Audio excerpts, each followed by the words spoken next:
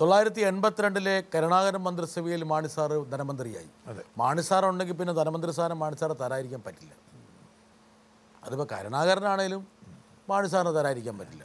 പക്ഷെ മാണി സാർ ഈ ബജറ്റിൽ ചില മാന്ത്രിക വിദ്യകളുണ്ട്. ഒരേ ബജറ്റിനെ ഒരേ നിന്ന നിപ്പിൽ വേണം മിച്ചമാക്കി കളയും, വേണം കമ്മിയാക്കി കളയും. അങ്ങനെയാക്കിയില്ല. അത് അന്തരിച്ച ശ്രീ കരുണാകരൻ ഒരു കുസൃതി ഒരു പ്രസ്താവനയാണ്, ഒരു തമാശ.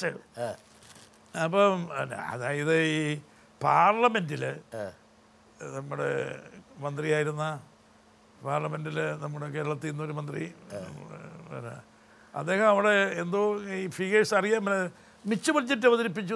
മിച്ച ബഡ്ജറ്റോ എന്നൊരു ഒരു ഒരു അത്ഭുതകരമായ ഒരു നിലയിലേക്കൊരു കമൻറ്റ് വന്നു.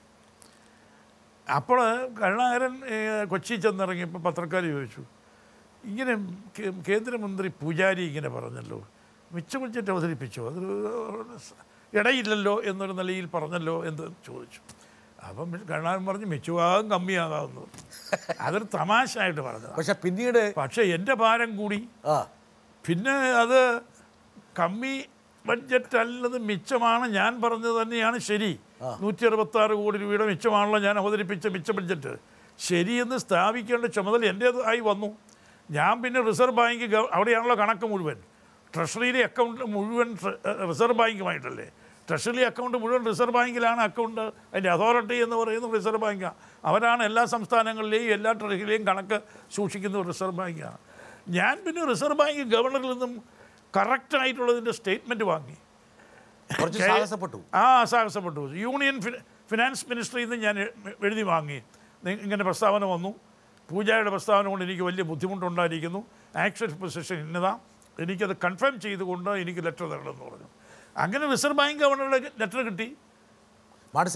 പോലും 1985 മാർച്ച് മാസം 31-ാം തീയതി കേരളത്തിൻ്റെ മിച്ചം ഇത്രയാണ്, 166 കോടി എന്ന് എനിക്ക് കിട്ടിയ ലെറ്റർ ഞാൻ കേരള നിയമസഭയുടെ മേശപ്പുറത്ത് വെച്ചു. ഞാനിങ്ങനെ വരുമ്പോൾ ചന്ദ്രപ്പൻ പ്രസംഗിച്ചുകൊണ്ടിരിക്കുക, അന്തരിച്ച ചന്ദ്രപ്പൻ നല്ല പാർലമെന്റേറിയനായിരുന്നു. മാണിയുടെ ബഡ്ജറ്റ്, മിച്ച ബഡ്ജറ്റ് എന്ന് പറയും, എവിടെ കമ്മിയല്ലേ, ഇതാകെ പാർലമെൻറ്റിൽ പറഞ്ഞിരിക്കുന്നത് കമ്മിന്ന്. അപ്പം അങ്ങനെ പറഞ്ഞുകൊണ്ടിരിക്കുമ്പോഴാണ് ഞാൻ വരുന്നത്.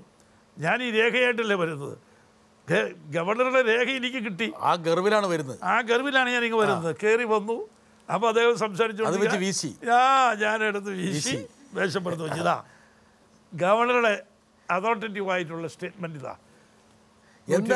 എന്തായാലും മാണി സാറിൻ്റെ കഴിവിനെ ഞങ്ങളെല്ലാം കൂടി അഭിനന്ദിക്കാം.